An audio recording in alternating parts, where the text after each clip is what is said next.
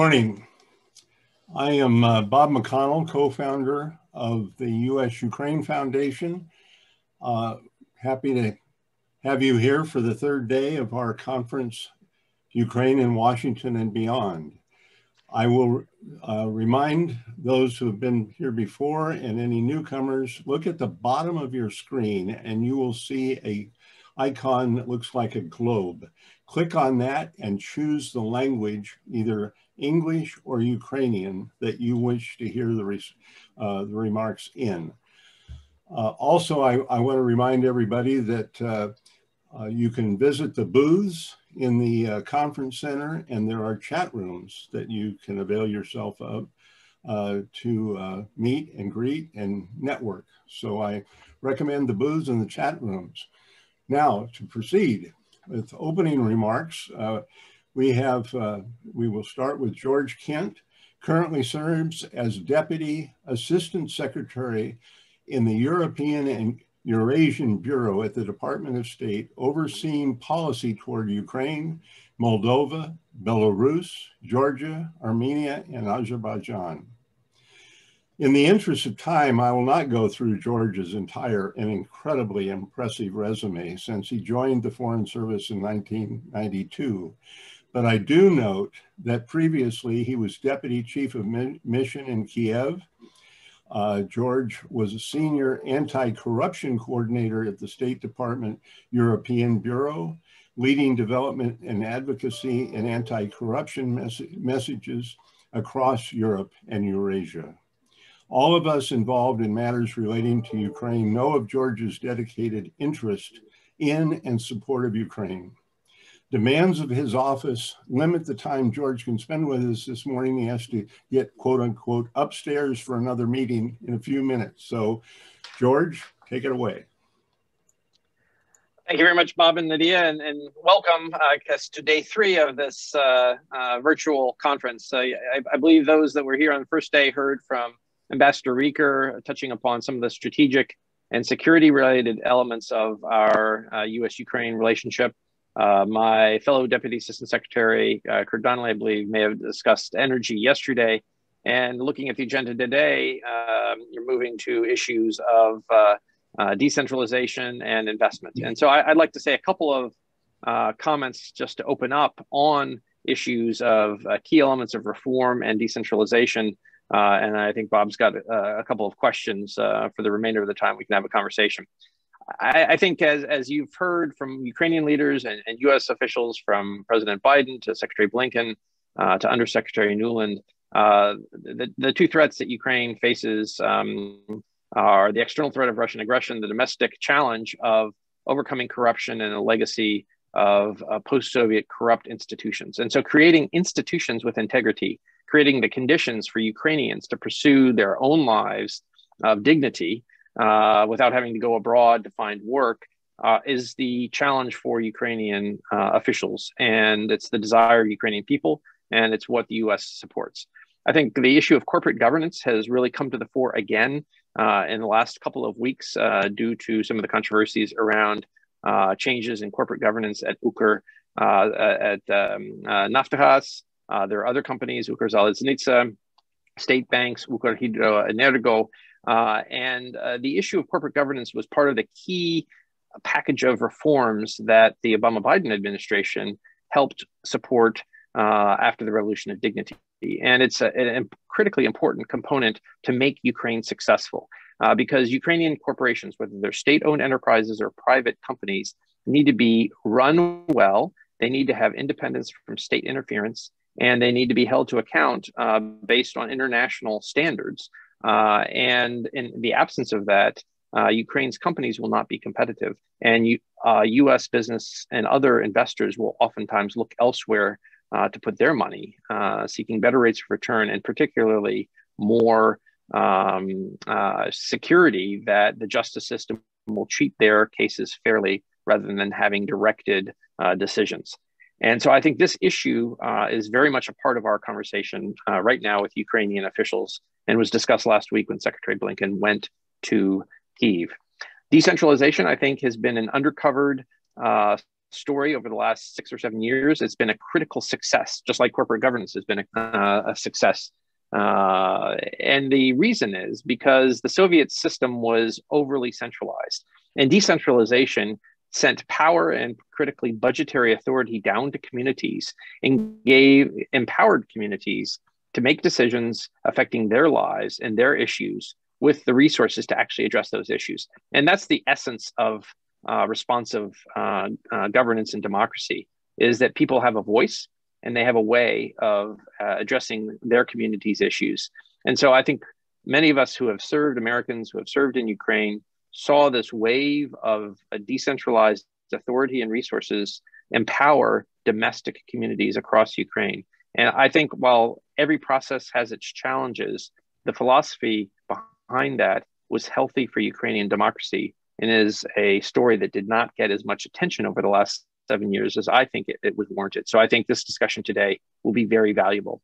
So I think I will just end it on that. And again, I think the challenges and the imperative for Ukraine to create institutions with integrity, not just ones that are nominally independent, but meet international best practices, have integrity on selection of personnel, selection, and also disciplinary when someone does something wrong, as well as mechanisms to ensure decisions are made independently and the practices are done at international standards. And that's the institutions that Ukraine needs to succeed.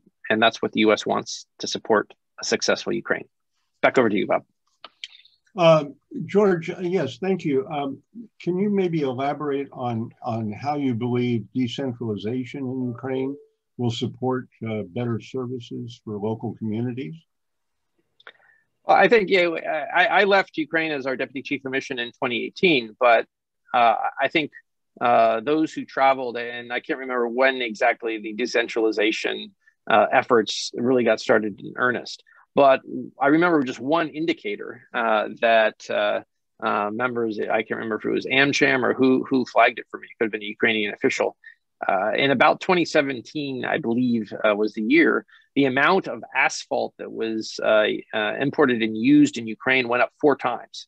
And the reason was that the local communities across Ukraine had the budget to actually make decisions about what their communities wanted. And people who have been through rural Ukraine and outside the major cities know that the awful condition of roads is one of the chief factors of quality of life and the ability for people living in villages to get into towns and cities and places where there's work. And so local communities were making decisions to improve the roads. 2 other things that I noticed happening: streetlights. Because again, Kyiv is well lit at night, but there were large swaths of Ukraine that were dark after once it got dark because the communities just didn't have a series of street lamps. So streets were being lit. And the third area were schools and renovation of schools that had been largely untouched for a quarter century.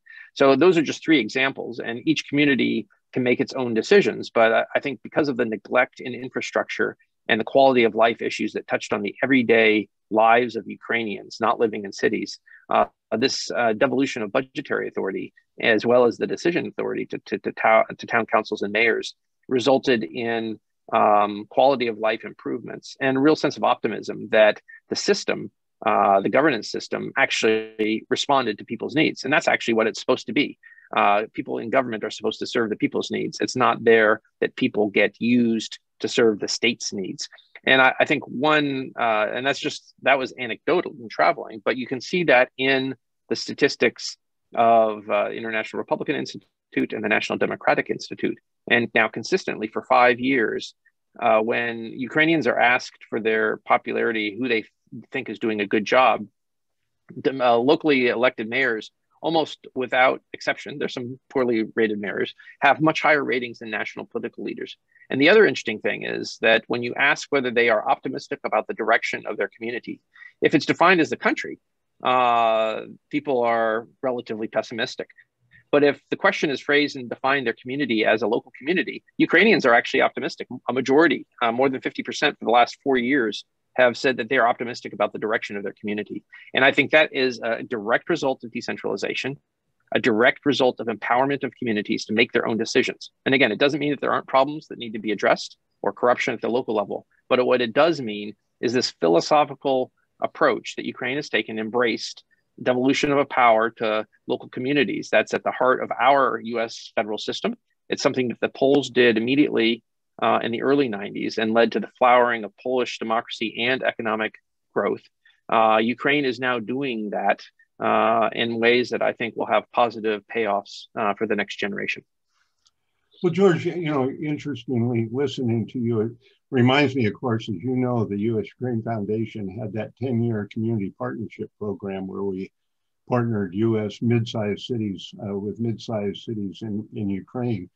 And the changes at the local level that we saw went far beyond the work plans that the various partnerships put together. Is there anything the U.S. can or is doing, continuing to help the local communities and so forth? Yeah, I would hesitate to go into extreme detail, but I know that, for instance, for our USAID democracy and governance planning as a sector, about 5 years ago, the intent was to reorient the programming, which is a broad-based sectoral approach, and focus it both on the East and the South, areas of Ukraine that traditionally had not been necessarily the focus of our programming, and also to focus on local communities. So again, I think that's something that particularly our mission in USAID and Kyiv would be able to speak in much greater detail. But philosophically, the US decided to the extent that Congress appropriated funds and the administration was using them to support democracy and governance in Ukraine, that we made a conscious decision 5 years ago to focus on the South and the East and to focus on bolstering local communities' capacity. Because obviously, if you devolve budgetary authority to communities that didn't used to have to account for and manage those monies, there's a capacity issue. You need a lot more people who are able to engage in competent municipal budgeting. This is where mechanisms like ProZorro, to have a transparent mechanism to allow for procurement at local government levels, not just national levels, is also critically important to not only reduce corruption, but also to increase opportunity for small businesses. And I think that the ProZorro procurement mechanism, which can be used by local communities as well, showed that procurement actions were done quicker, were done cheaper, and opened up the procurement process to a lot of small and medium enterprises. So combination of Ukrainian ingenuity supported by partners, as well as US directed focus on this shows our support of Ukraine's path to decentralization. Well, George, I know that we're pushing up against your departure time to get upstairs. I can do one more question. Okay. What innovations do you see Ukraine making in government operations that can enhance or strengthen the government's effectiveness and image with the Ukrainian public? I mean, you know, courts, tax administration. What do you think? Well, I think one of the initiatives that the Zelensky administration announced with great fanfare ahead of it actually being fully implemented was this government on a smartphone. And I honestly can't say how far that has advanced, but I do think that this issue of providing government services in ways that are more accessible to citizens is a critical function of government. It should be worldwide. And so whether it is service centers, which is something we help support. I remember when we opened the one up in Mariupol, a physical center where it's sort of one-stop shopping for all your government services, or possible mobile apps online. I know when I try to get my driver's license renewed at the Department of Motor Vehicles, it is the most frustrating bureaucratic exercise I and most Americans experience. I mean, we have an awful approach to some basic government services in the United States. And my experience in talking to Ukrainians is that Ukraine has leapfrogged the United States, and certain these basic purposes of governance and licensing are now done more efficiently in countries like Ukraine and Georgia than they are in the United States. So I think to the extent that Ukraine can embrace technology with all the IT companies in Ukraine, that they can focus again on the purpose of service, public service, and providing services to citizens, that will again reinforce this sense of Ukrainians that the government is there to serve their needs as opposed to oppress them, extort them, and protect the state in the classic Soviet sense. So I think what the decentralization movement is part of this philosophical escape from post-Soviet Russian imperial centralized norms to a more decentralized, empowered citizenry and local communities. And ultimately, that is the essence of democracy. Thank you very much. We appreciate very much your time, finding the time and being able to participate with us today. And we obviously appreciate your ongoing day in and day out efforts to work on Ukraine and Ukraine issues. Thank you for being here, George. Enjoy the rest of the day. Thank you.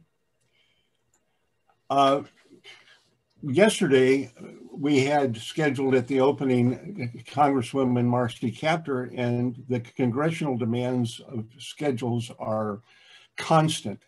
And she couldn't come at the beginning of the day, but she did get there at the end of the day and had extensive remarks. We had the same issue with another co-chair of the Ukraine Caucus in the House, Congressman Brian Fitzpatrick. And to make sure that he could be here, he has provided us a video remarks. But just so you know, Congressman Fitzpatrick represents Pennsylvania's 1st congressional district since 2017. Interestingly, before he was elected to Congress, he served the nation both as an FBI special agent and a federal prosecutor. As the national supervisor for the FBI's Public Corruption Unit, he was recognized as an expert in restoring integrity to governmental institutions. And among his overseas assignments for the FBI, Brian served in Ukraine. He serves on the Foreign Affairs Committee in the House and is the ranking Republican on the Subcommittee on Europe. And as I said, he's co-chair of the Congressional Ukraine Caucus. So here is Brian's video.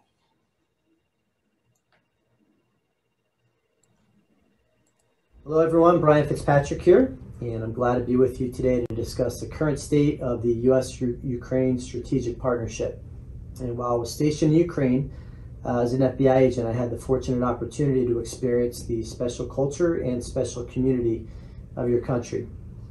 Carrying out missions in Ukraine shaped my view of the evolving situation in Eastern Europe, and ultimately drove me to join the Congressional Ukraine Caucus as the co-chair during my first term in office. As the new administration develops its priorities for American foreign policy, the bipartisan Congressional Ukraine Caucus will actively participate in shaping policy related to Eastern Europe. And as the co-chair, I have and will continue to strive to strengthen the partnership between our two countries. A strong partnership between the United States and Ukraine is not merely beneficial for both of us, but critical also for a free and safe Europe.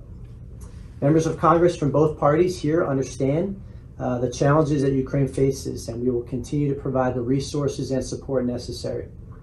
We have not forgotten Russia's illegal occupation of Ukraine's sovereign territory. Ukraine is under attack, but you are not fighting alone. The United States stands firmly behind you. The United States, along with our allies and partners, are helping to strengthen and support Ukraine's military capabilities. America is working with Ukraine to revolutionize its economy and connect Ukraine's people and ideas to the world. Ukraine has the right to chart its own course. Ukraine has the right to energy security, and Ukraine has the right to protect itself. The United States will always be a willing partner, willing ally, and friend. Ukraine, we have your back. Thank you.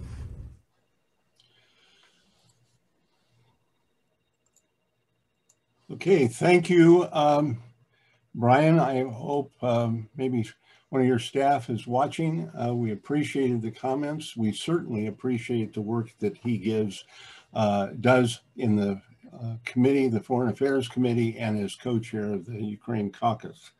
Our next speaker, Oleksandr Bornyakov, is Ukraine's Deputy Minister of Digital Transformation. Alex came to this post with a broad and relevant experience. He has been an innovative entrepreneur and the driving force behind several successful companies. At the age of 26, he founded Verta Media, a video supply-side platform for publishers. Under his leadership, Verta Media has become a major player in today's Maratech landscape. The business was recognized as one of North America's fastest growing private companies in Deloitte's 2006 Technology Fast 500 and is honored among the top 5,000 fastest growing private companies in the country by Inc. 5000. He has been a regular columnist for a number of respected industry publications, including Forbes, Business 2 Community, and Maratech. In 2016, he was recognized as one of Ukraine's top 25 trailblazing business leaders by the Kiev Post. So now he is serving as Deputy Minister of Digital Transformation, and we're anxious to hear from him. Alex? Hi, well, thank you for an invitation and this opportunity and this warm regard and invitation. So I'm really grateful for this opportunity to represent Ukraine today and open a conference dedicated to IT and innovative technologies as well. Well, after all, we are building a digital state here in Ukraine. So the reform of digital transformation is a priority of Ukrainian government in all areas. The new Ministry of Digital Transformation in Ukraine was established in 2019, which is a brand new entity, and we successfully implement reforms in our country to increase the role of digitalization.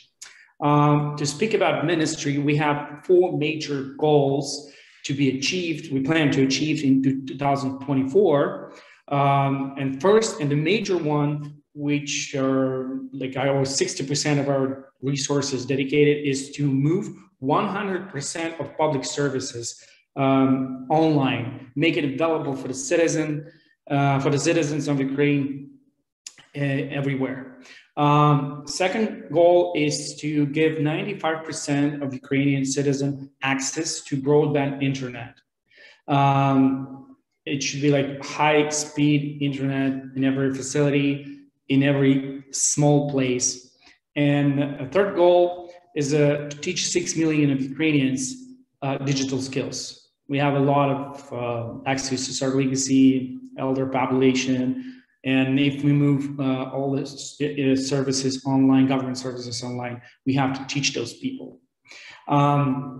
And the fourth goal, which I'm personally responsible and in charge of, is to increase share of IT in Ukrainian GDP to 10%. Right now, it's around 5%. So we actually want to double IT in Ukrainian GDP by 2024. By pursuing those goals, Ministry of Digital Transformation created a brand called DIA, which literally translates as it's an acronym which translates as government and I. It was created approximately a year ago, and this is a huge success because this is both application and a portal. And so far, application was downloaded more than by 5 million Ukrainians. This is the most popular application in App Store and Google Play. So it's the first time in history when government application reached such level. So what is inside an application? Well, first of all, which we're proud of, that Ukraine became the first country in the world to make digital passports in smartphone completely legal and of physical paper. So in DIA, you can have a digital copy of your driver license, of the car title, of the car insurance, passport, which I'm saying, so you can travel so far inside Ukraine by air, any other means, showing just your phone and your copy of the passport. Besides, there's a student ID and many other things. Through this application, you can also get, for example, government help regarding to COVID. So I think that it's not just an important event in the history of modern Ukraine. This is a unique case for the whole world. There's no doubt digital passports are much safer and more convenient to use than just paper ones. And now they can be used by more than 20 million Ukrainians. But this is not just one thing that make digital passports and stuff. Mikhail Fedorov, Vice Prime Minister and the Minister of Digital Transformation, announced this year that by end of 2021, Ukraine will begin implementing the paperless regime. Public authorities will have no right to require paper documents if the necessary information is already present in the respective registers, government registers. The state will also launch a large-scale digitalization of business and government and simply internal procedure for launching new digital products. So we go completely paperless by the end of this year. This is probably this leapfrog a previous speaker was talking about. We work not just on government part, we also try to help business thrive. We create comfortable conditions for IT development in Ukraine. Our country is, I personally believe, is capable to become most powerful IT hub in Central and Eastern Europe, which will attract international venture investments and strengthen our positions in the world among countries with developed IT industry. To do this, we create a special legal framework called DSCD. So DSCD is our, as I mentioned before, is a legal framework for the IT industry. It's sort of a virtual business country, which introduced incentive for development of those companies. We offer them, I think, best tax system in Eastern Europe. So it's like individual income tax, like 5%.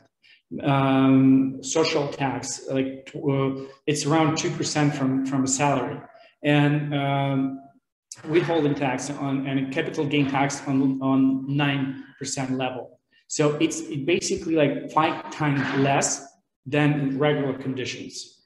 And we believe that thanks to DSCD, the revenues of the IT industry can rise significantly. In 3-5 years from now, it could go from like 6 billion that it brings right now to Ukrainian GDP to almost $17 billion.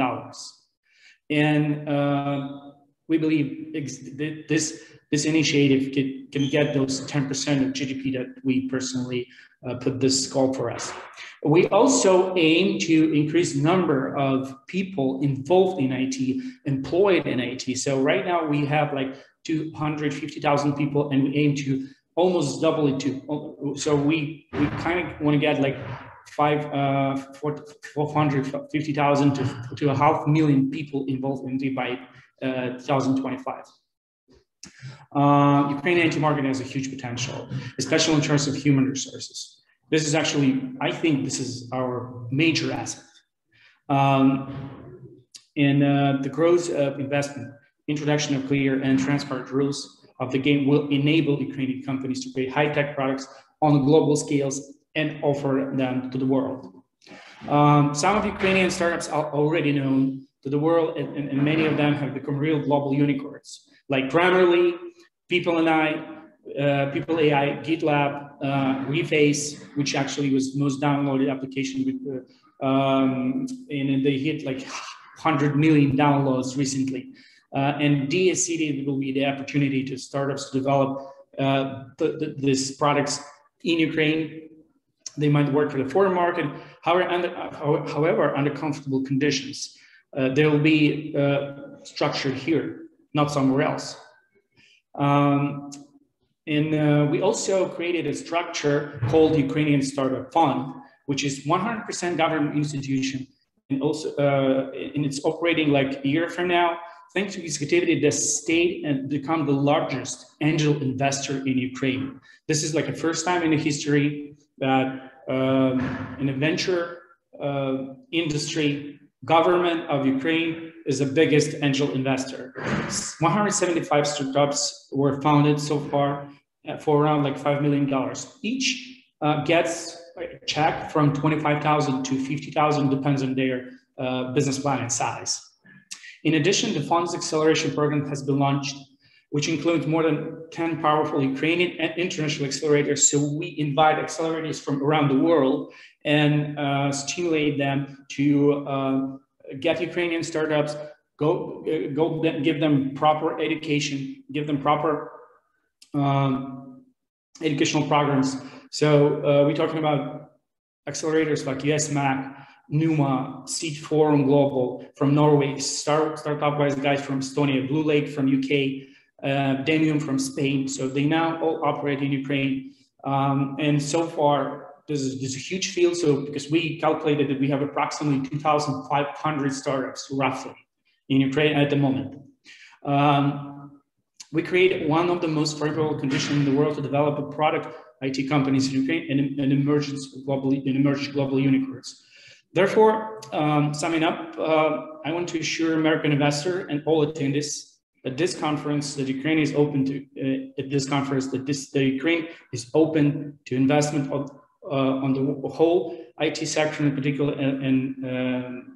and we will be glad to see you and your attention to Ukrainian talents. We already been working with such international giants such as Microsoft, Amazon, Apple, and many other companies like Oracle and Cisco that actually shows and indicates a high level of trust and credibility of Ukraine. Therefore, we would like to encourage the American business to become interested not only in the possibilities of opening representative office in Ukraine in the near future, but also to invest in Ukrainian innovative products. And on behalf of the Ministry of Digital Transformation, I'd like to assure that we already offer any kind of assistance needed for that. We look forward to welcoming you in Ukraine soon. Thank you so much.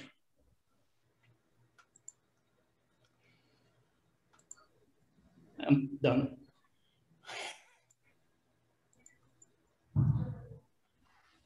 I was trying to get back my video and it wouldn't come back up. Thank you very much. That was very informative and appreciate the comments. And I'm sure that a lot of those listening live and who will come back on and look at this when it's posted up after the conference for the next few months will get a lot out of your presentation. I appreciate it, and we all do. Going forward for the program, I'm going to turn the microphone and the video over to Markian Belinsky, who is the Vice President of the U.S.-Ukraine Foundation, who is in Kiev and has been now almost 30 years, and he will introduce the rest of the upcoming program. Thank you. Markian?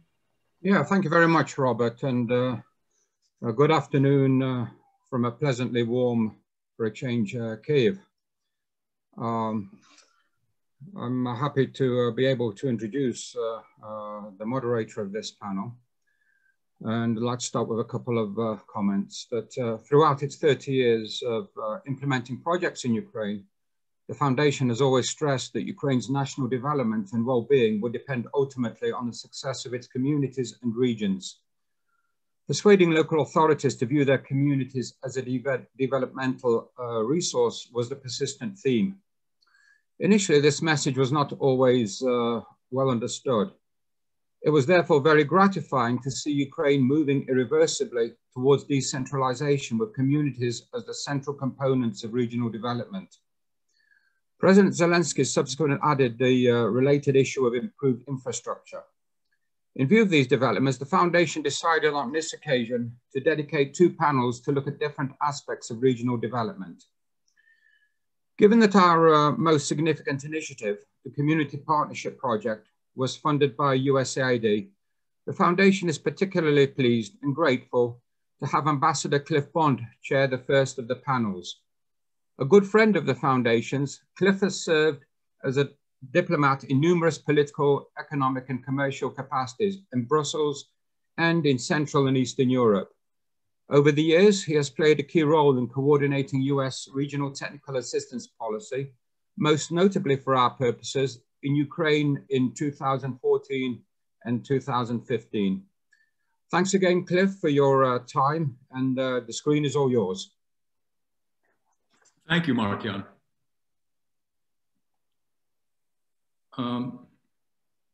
Thank you, Mark-Jan.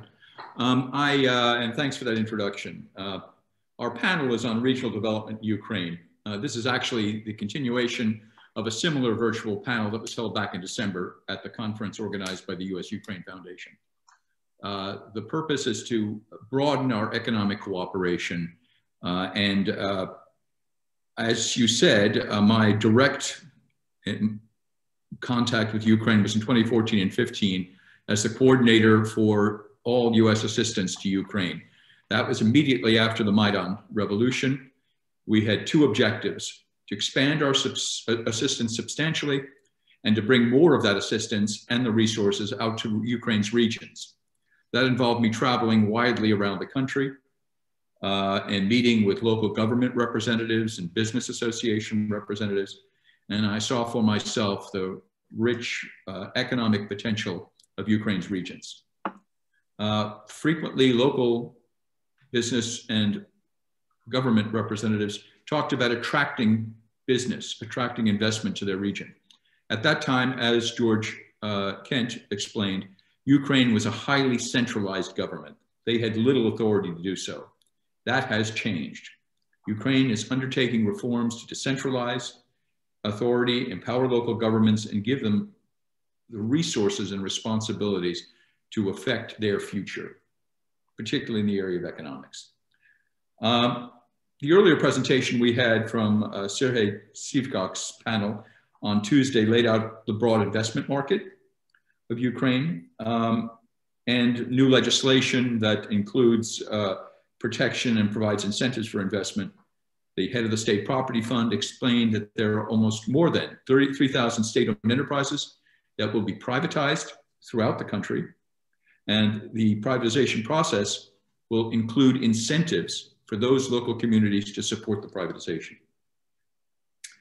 I'd like to introduce our panel. I'm going to suggest a sequence. I hope that's agreeable to everybody. Our panelists, and I have not had a chance to talk to our panelists in advance about organization. We have on the panel former Governor of Oklahoma, Frank Keating. He will share his experience in attracting investment to his state and promoting regional cooperation. I'd ask Governor Keating to begin the process. We then have Minister for Infrastructure, Vladislav Krikili. He will talk about Ukraine's plans to upgrade infrastructure. And I understand there's a process promoting concession agreements with foreign investors. I think the audience would also be interested in any public-private partnerships that his ministry is supporting. Then I'd like to ask Ivan Lucuria, the Deputy Minister for Communities and Territorial Development, to help explain and expand on the role of local government in promoting investment.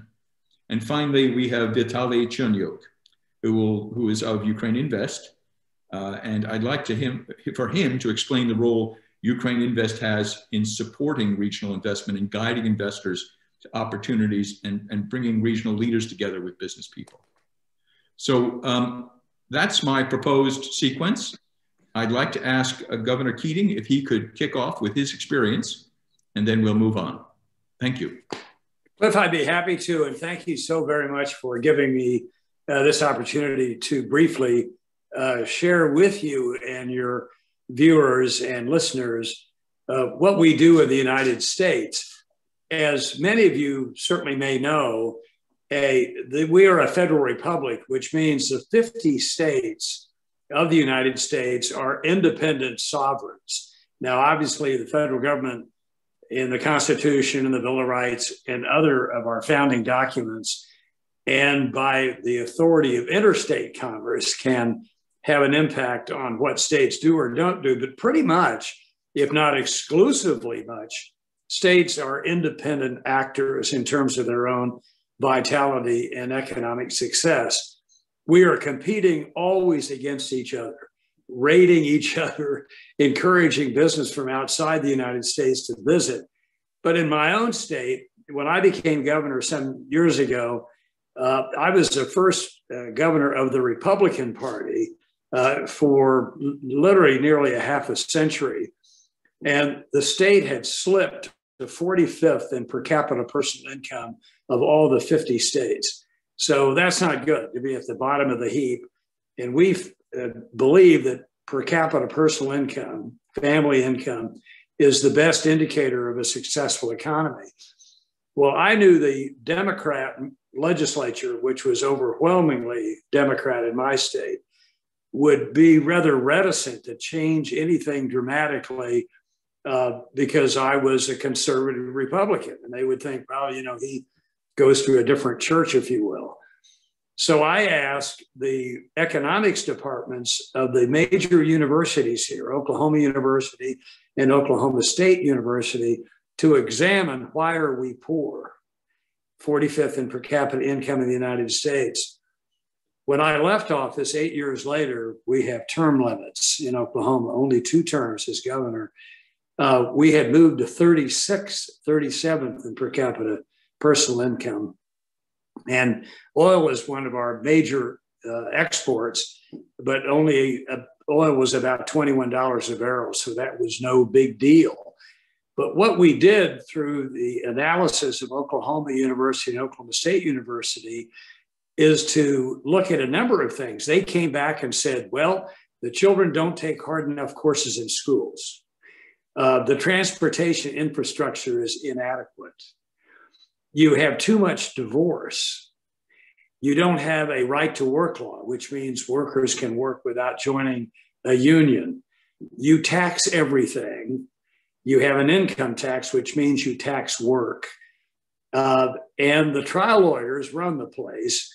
Other than that, everything's great.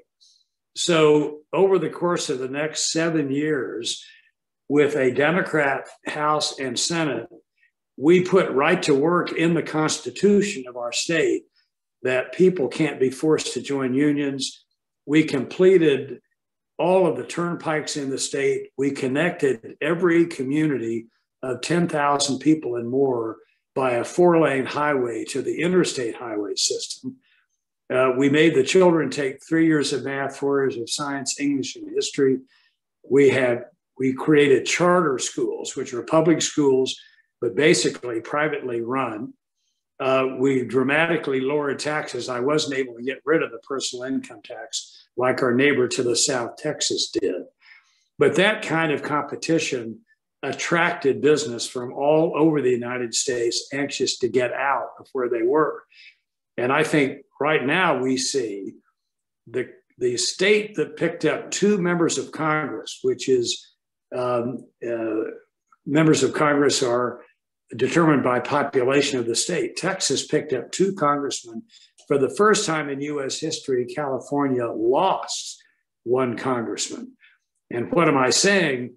That California and New York and Illinois and some of these titanically big and powerful states have been badly run, heavily taxing their people, making it difficult to get jobs and stay employed. So where has everyone gone? To states like mine and to other mid-sized states. We're a middle-sized state, and to smaller states, and particularly Texas and Florida, that are right-to-work states that have no income tax. So it is not easy to change your tax system, to change your regulatory system, to change your legal system, to change your political system, but it can be done. And in my case, we did it by cooperation of both political parties, and it's been a dramatic success. And a lot of states in the union are doing precisely the same thing, and it works.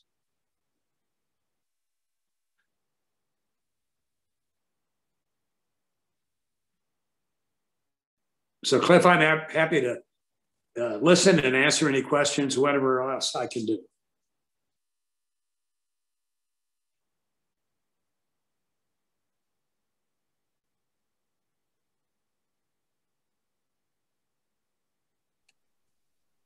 Cliff, you're muted. I had myself muted. Thank you for that presentation. I was suggesting that maybe we'd save question and answers to the end of the period, unless one of the panelists wants to raise a question right now.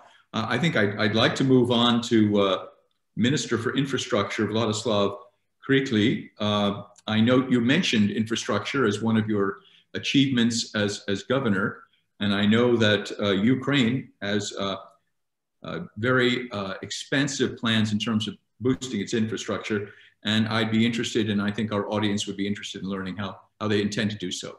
So, Minister, could I turn the floor to you?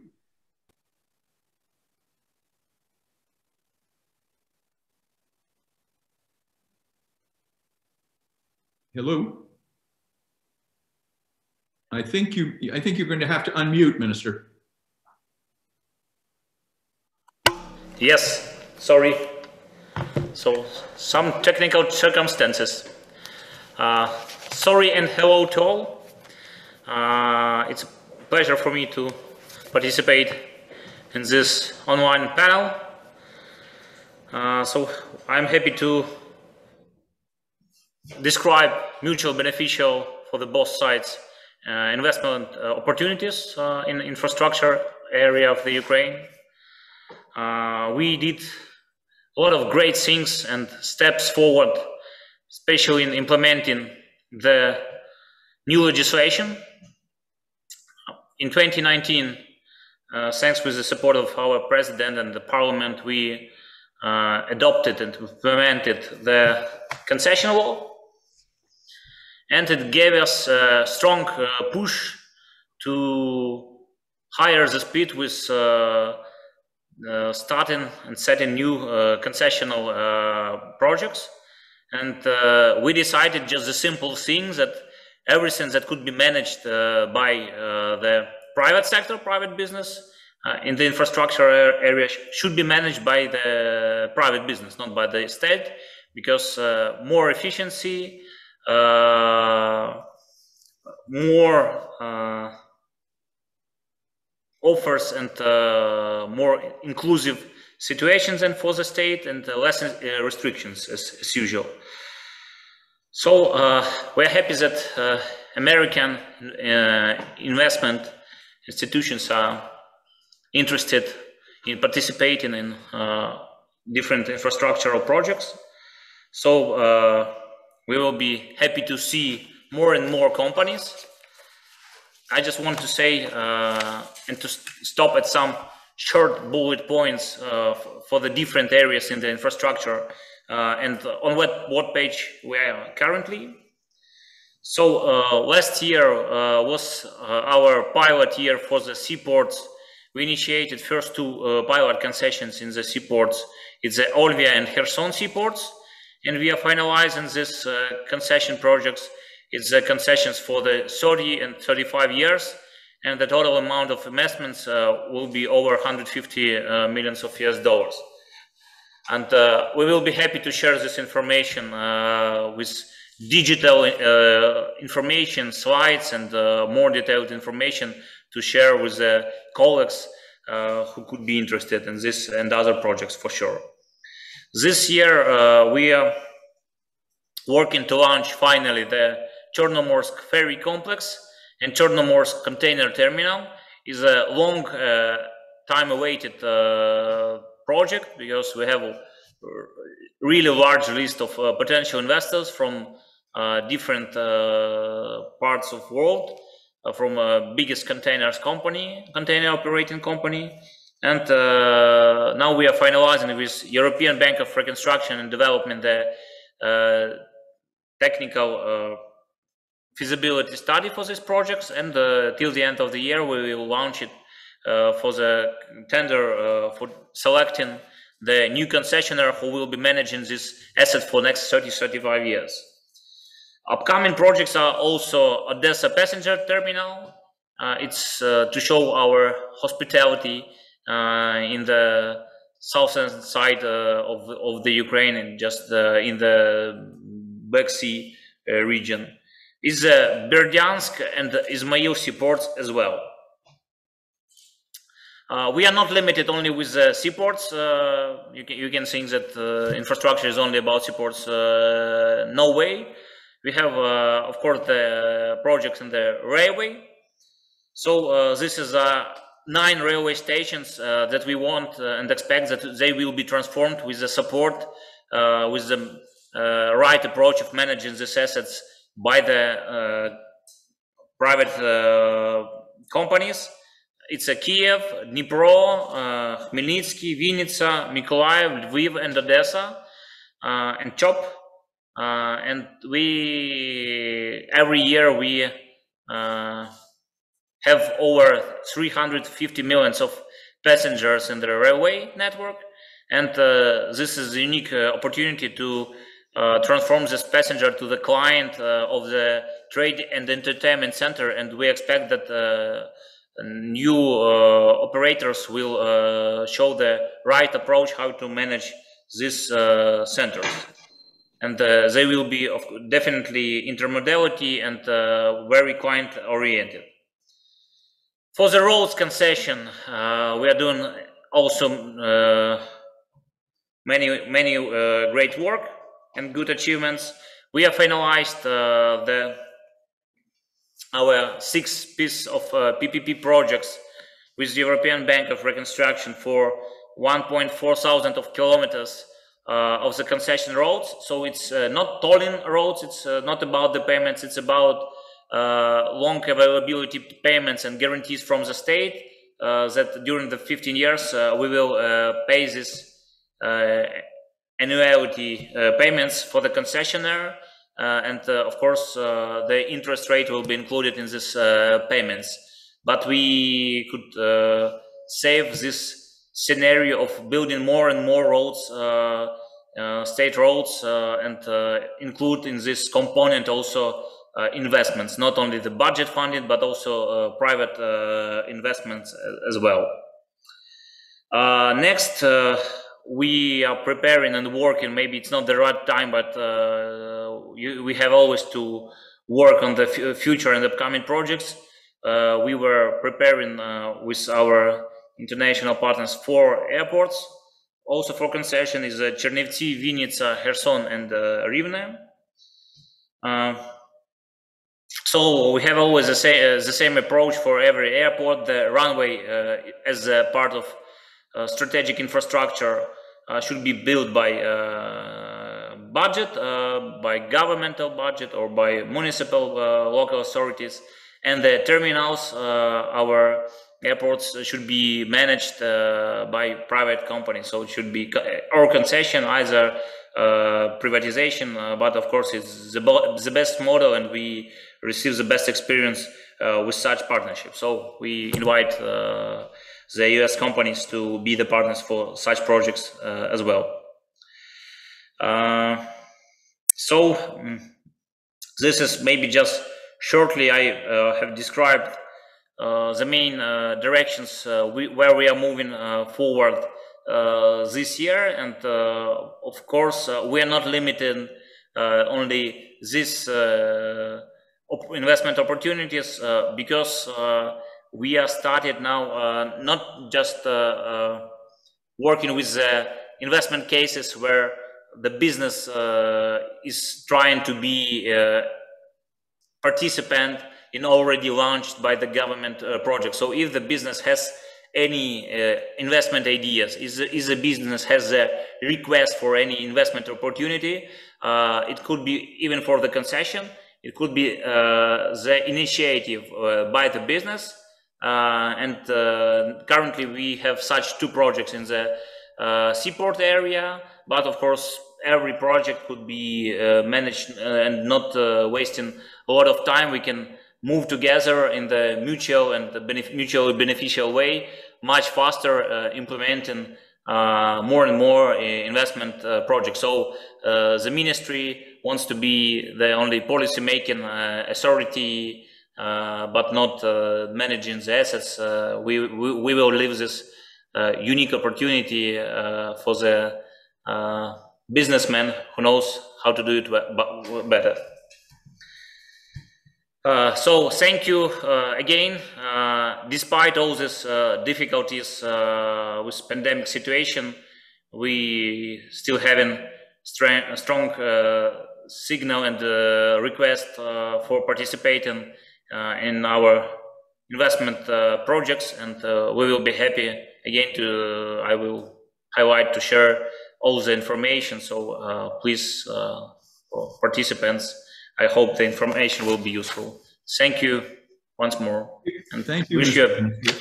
One question I have: how does the concession process work? Are tenders published in some sort of government register, and then people bid and or make proposals? Just briefly. Yeah, sure. So there are two types of concession approaches. One is the state one. Usually we are working on launching it with some international financial institution like EBRD or World Bank. So in most cases, it's our main partners, because we want to show the transparency. We are not hiding any information, any technical requirements. So we want to be such concession projects clear like a glass. So we attract this process IFIs.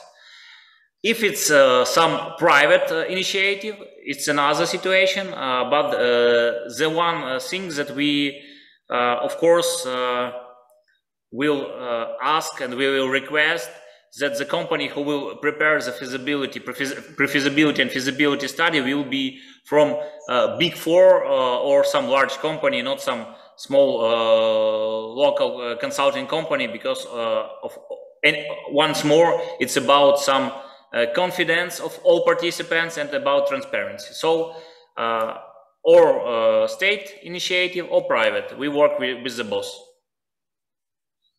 Okay, thank you, Mr. Minister. That was very clear. Now I'd like to turn, unless panelists have a question for the Minister, I'd like to turn to Ivan Lugaria. He's the Deputy Minister for Communities and Territorial Development. I'd be very interested to hear his remarks. And I was in Ukraine as the decentralization process was beginning. And I saw for myself the benefits it was offering local communities, and it was very much appreciated by local governments that suddenly found they had resources and authority to do things they thought their communities needed. But I'd be interested, how does the process work in terms of foreign investment and business and local government being able to promote themselves and work with other agencies, whether it's the Infrastructure Ministry or Ukraine Invest, to identify the development priorities? Thank you, Deputy Minister. Dear delegates, actually, on behalf of our minister, I'm very delighted to have a speech to discuss the very important topic on the conference. Actually, we have done a big job last year, because the Ukrainian government and Ukraine in general have received new territorial administrative structure. So we have formed new capable communities and actually cut almost twice the riot level. And now actually we transferred a lot of responsibilities, functions, and which is more important, the finance, on a basic level. In this case, one of the main priority for us actually to work on a three level, on a national level, which is understand, of course, regional level, and in a partnership with local communities. And actually, we do understand if Ukrainian communities will be capable, will be successful, and the Ukraine will be successful as well. And when the mayor in different parts of our country will attract investments and on the right level will communicate with their investments, this investment is going to the Ukraine in general. But the main region considers the issue of regional development, investment action, and innovation as a special areas. All of them are among our priorities, actually. Successfully implementation, decentralization reform has naturally increased attention to the effectiveness of the state regional policy, which today is becoming more and more visible among the key development policies. After all, regional policy for the new program period until 2027 is focused on creating sufficient conditions of comfortable living, self-realization, and citizen development, as well as improving the quality of life in each region and community. It should be noted that such conditions can be provided one way only, through development of an innovative economy in regions and community. For the first time in Ukraine, the state regional policy and regional development strategies were developed based on a smart specialization. This means that the main feature of the new period until 2027 is introduction of the smart specialization approach into strategic planning of regional development.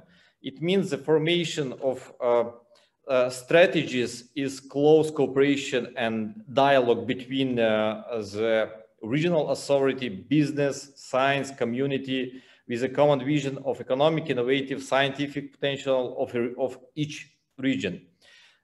Today, the key task for the both central and local authority is to ensure the concentration of public investments in the project implementation in order to achieve the goal set on and based on smart specialization, or which is dedicated to each region.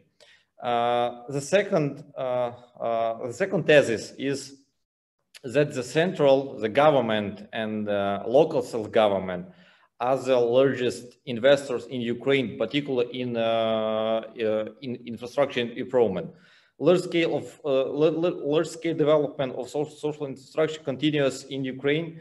And it includes construction and reconstruction of public buildings, sport infrastructure, educational institutions like schools and kindergartens. And one of the program is in this direction is which calls big construction. And last year we built and renovated more than 300 social facilities under the program, and this year will be more than 500. But our strategic goals for the next, let's say, 3 years to renovate and build where is it necessary all key social infrastructure and public service facilities in the communities in each hromadas. It means that we have to build the capable network of public services provision to the citizens, which includes to build or renovate schools, kindergartens, social infrastructure in sports, public service, public center for administrative services provision, center of security center, so on and so forth. And in each hromadas, all this social infrastructure should be built. The dynamic of infrastructure investment sends a positive signal actually to business that Ukraine is a reliable and stable partner to work with. Creation on a convenient and accessible infrastructure for private investments is a separate area for our ministry in particular and the government in general. For instance, we invest a lot of money in the development of industrial parks or innovation and technology parks as a platforms for entry the businesses with their own production. Today, together with the Member of Parliament, we are also working on creation of a favorable legal environment for investors who set the production at the industrial parks.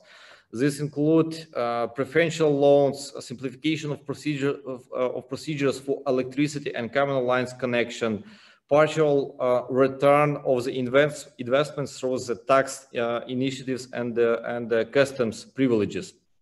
We believe that and according to our plan for the next 3 years, about 20 fully functioning industrial parks with production capacities will be built in Ukrainian regions. A separate noise of this year that our ministry is started is implementation of projects aimed at launching the creative economy centers in Ukrainian regions. They will include training and co-working spaces, as well as provide access to finance and micro production. The main activities will be promotion of IT sector and entrepreneurship in development in communities. The idea of such centers actually to teach people, especially young generation, to take responsibility and start their own businesses. Speaking about our ministry efforts to create the conditions for attraction and investments into the country's economy, I want to mention actually one of the key reform of the reform of state construction control, which is currently being implemented. We must make this area transparent, minimize corruption risk and bureaucratic restrictions. And actually, we believe that doubling of investment in the construction sector should be an indicator of the reform success. Our task to make sure that the state does not hinder the development of construction and the subject of this market, in turn, that do not violate to established rules and meet expectations of the society. And finally, I would like to say that the key task of our ministry is to consolidate their existing efforts and the resources of the government, business, science for development of each region, each community, and each city and village. With actually these short remarks, let me thanks for your attention, and actually I'm ready to continue to answer the short questions that our audience may have, and continue to discuss. Thank you very much. Thank you, Mr. Minister. I understand that Governor Keating has to leave shortly. He has another commitment, and there was one question for him. It was, how, as a governor, did you work to attract investment? What tools did you use? I know some states have representative offices overseas that try and bring investors and business people to the state or region. But I know you have to leave, but if you've got a response to that, that would be very welcome. Well, sure, Cliff. The 50 state governors do it very differently. Some go directly to a foreign country that they understand from research, might be interested in your state. For example, if you have a body of businesses that are in the aerospace industry, or that they're in a specific manufacturing sector, then to go to that place after you do your research and meet with the senior officials does make sense. And I did that as well. We did an analysis country by country that would suggest to us what we were needful of, pardon me, in terms of incentives or tax policy. And we focused on those. We had to do a lot of preliminary research. And in the case of, pardon me, my state, in the aerospace piece, we picked up a lot of interest, and we picked up a number of businesses. But it's, you can't just go and knock on doors. A lot of states have, as you indicated, offices overseas. But as I learned quickly, frequently that's a waste of money, because if you're New York, you obviously, if you represent New York in whatever the capital may be, let's say Mexico City, they're going to get the first phone call. If you're a middle-sized state or a small state, you're really wasting your money queuing up behind New York. So you have to prepare an overview of what you do best, and then research the individual countries that are looking for the United States for investment opportunities, and then go visit them personally, not just talk to them on the phone or send them a letter. We found that to work very well. Thank you very much. That's very interesting. Sure. And thanks for participating. I know you have to leave at some point, but we may well get more questions as we move along. I'd like to turn now to Vitaly Chernyuk. He is the head of the Investment Advisory Department of Ukraine Invest. I'd be interested in Vitaly's advice to countries that are considering investing, or what the prospects are. I think Ukraine Invest would probably be the first stop in terms of looking at the possibilities, though companies may be approached by regions or communities, or see something like the concession tenders that the Minister for Infrastructure was talking about. But again, your role as an institution, Ukraine Invest, and how you can help broker, identify opportunities, but also broker possible investments between local, central government and other agencies. Good day, everyone. I would like to welcome all participants and attendees of International Conference Ukraine in Washington and beyond, and respected speakers of the session of the regional development of Ukraine. As many of you know, Ukraine Invest is the government investment promotion office created in 2016 to attract foreign direct investment and assist existing investors to expand their business in Ukraine. Yesterday and today, our executive director, Sergei Tsivkach, in the region. Yesterday, he was in the Vinnytsia region. Today, he is in the Khmelnytsky region. And here, need to understand deeply the main issues that have in this region our potential investors. And all existing investors that understand how they expand their business in Ukraine, understand all their problems, and understand how we can support them to resolve their problem, how we can support, how we can help to expand their business in that region. So he visited some companies with foreign investment, also in Ukrainian companies that would like to realize a new investment project with significant investment especially. So our team is committed to ensuring a client-centered, result-driven engagement with existing and potential investors, providing customized one-stop shop services. Namely, we ensure an efficient dialogue between the government and the business community, provide support to potential investors, and high-quality aftercare services to existing investors, provide assistance and advice to investors in resolving issues that arise in the course of preparing and implementing their project in Ukraine. Additionally, we continuously strive to improve the investment climate in the country by elaborating proposals for amendments to regulations.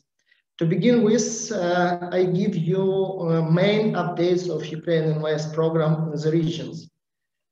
So the regions of Ukraine should increase their institutional capacity in attracting and supporting investors, both internal or external ones, using the best world practices of investment promotion agencies and institutions.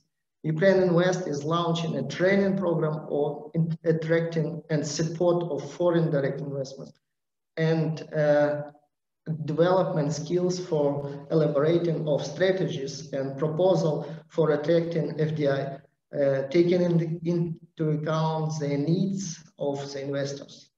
We provide respective tools to attract investment and create strong competition between regions. To this end, our team has developed a concept of Ukraine Invest integration strategy with the regions of Ukraine. One of the main tasks is to consolidate and coordinate the activities of the regional state administrations, regional development agencies, investment agencies, cities council, and territorial communities, so-called OTGs, in order to create a common vision for regional investment development and synergize efforts to create a positive investment image of Ukraine. We are well aware that among the most important factors in influencing an investor's decision to choose a site, location, to implement an investment project in the condition of the investment climate is expectation of efficient cooperation with the local authorities. Among various options, investors choose the region, city, community, where one feels a friendly business climate and is convinced that one will get assistance and support from local authorities. In the context of decentralization, the responsibility of the executive power of the region, local governments, united territorial communities for increasing their investment attractiveness and effective use of existing natural, economic, and human potential is growing. At the same time, attracting investment is an opportunity and key condition for ensuring economic and social development and growth. The purpose of our strategy is to systematize and implement best domestic and global investment management practices at the regional level, unify and optimize the process of preparation of investment materials and products, territorial marketing, providing high quality support and services to investors, and promoting successful investment project in Ukraine. Ukraine is working hard to boost its competitiveness in global investment markets, and is seeking to create the condition for enhanced integration into international supply chains. In line with these efforts, the Ukrainian parliament recently adopted new legislation created to improve the business climate and introduce a range of incentives for investors. This new law on states' support for investment project with significant investment offers a number of benefits. The Ukrainian government's investment agency, Ukraine Invest, has been authorized to serve as the institution responsible for supporting investment projects that fall within the framework of this new legislation. So here are the main provisions of the law. First of all, the state support for investment project with significant investment is provided after signing a special investment agreement between the investors on the one hand and the state of Ukraine, represented by the cabinet of the ministers of Ukraine, and the local community represented by the local government, if such a local community provides support on the other hand. And such an agreement is concluded for a period of up to 15 years. Among form of state support, there are tax exemption from the import duties on new equipment, providing a land plot for use, lease, for implementation of the investment project, assistance in the process of connection to the head, gas, water, and electricity networks, utilities, etc. And we have some specifics of the state support that include the following. First of all, several investors may participate in implementation of one investment project jointly.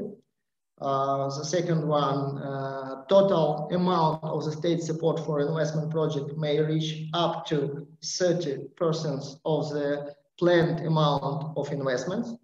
And the third one, open request, the specially authorized institution, so named Ukraine Invest, provides investors with organizational and advisory assistance during the course of preparation and implementation of investment projects, as well as cooperation with the public authorities, local governments on the issues regarding investment project preparation and implementation process.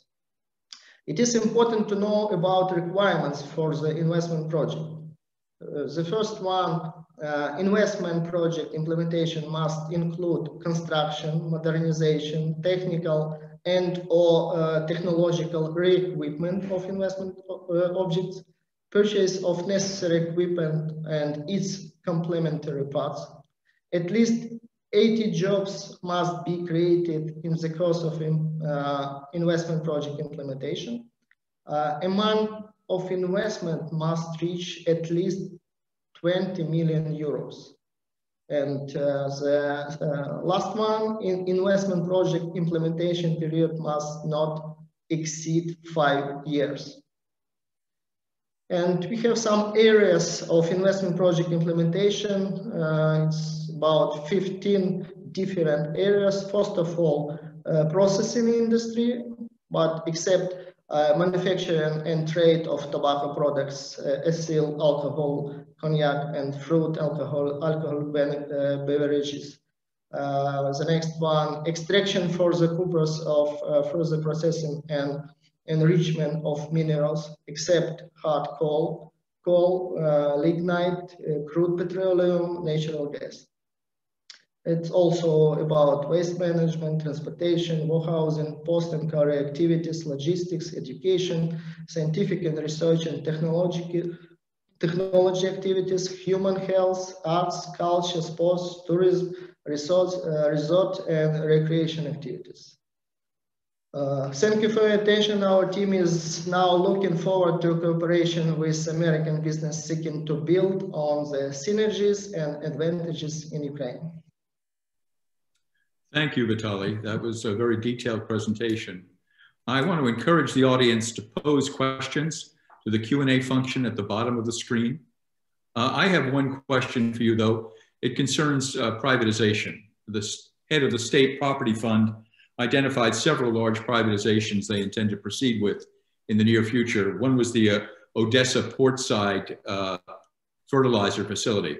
There was an attempt to privatize that when I was in Ukraine back in 2015, I believe it was.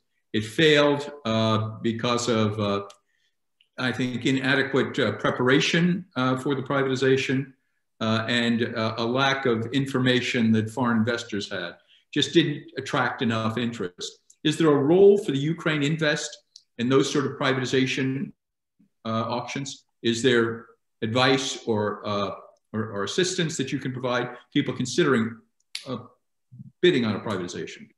Ukraine Invest just came to inform our potential investors about possibilities to invest in Ukraine. But privatization is our state fund, national state fund duties, and it is responsible for such activities. We just popularization of possibilities and inform about possibilities to invest in Ukrainian projects. Okay, thank you. Again, we have a little bit more time. If there are questions out there, I think that would be very helpful. There's also, in addition to the Q&A function, there's also a chat function, and you can direct your questions directly to a member of the panel.